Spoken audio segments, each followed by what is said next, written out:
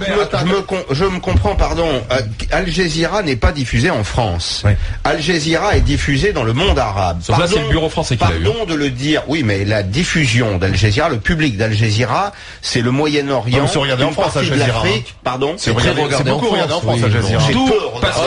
Pascal, c'est faux. C'est faux. C'est complètement faux. Mais non, messieurs. Mais c'est faux. C'est énormément regardé. Non, c'est regardé très majoritairement dans les pays arabes. Mais attends, par une partie du public français. Admettons que ça ne le soit que dans les pays arabes. Tu veux dire quoi? Oui. Donc, alors je vais te dire. Ce que je veux dire, c'est qu'il ne faut pas se cacher derrière notre petit doigt. Ce qui s'est passé est aussi, pardon, c'est pas notre point de vue, mais du point de vue de la représentation d'une partie de l'opinion arabe, ce qui a été fait est un acte de vengeance. Non, mais là, tu prends.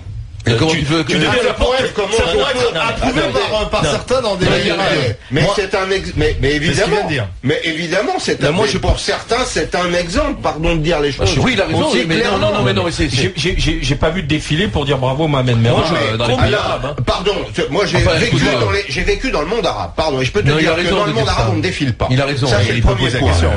Il y a pas de manifestation. On a manifesté le 11 septembre, je rappelle qu'après le 11 septembre, il y a eu des manifestations pro-Ben Laden. Non, mais Karim. Non, moi je trouve effectivement que parler, j'allais dire, pour les opinions arabes telles que vient de le faire Pascal, est gravissime.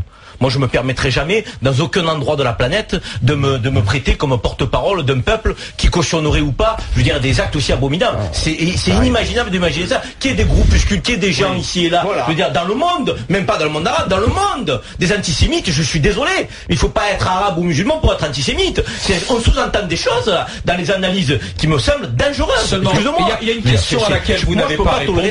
Tu as complété ma pensée, je suis d'accord avec toi. Il y a une question à laquelle vous n'avez pas répondu. Je pense qu'aujourd'hui, la question c'est pas la diffusion dans le monde arabe ou pas.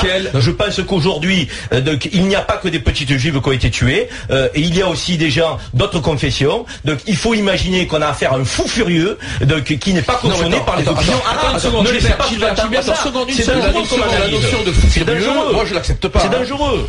Je l'accepte pas, parce que non, attends, on pourra discuter après sur l'idée de folie. De toute façon, tout meurtrier est quelque part un fou. On est bien d'accord là-dessus, mais c'est un type très structuré, très organisé, qui a su parfaitement être sain d'esprit dans l'horreur qu'il a accomplie. Très structuré dans l'horreur, mais déstructuré totalement dans les valeurs. Mais comment, mais dans les valeurs, mais il a où tu mets le curseur de la police. Je suis désolé, il assume parfaitement et il terrorise l'horreur de son crime. Mais le fou assume. Non, mais il terrorise. Il a une théorie.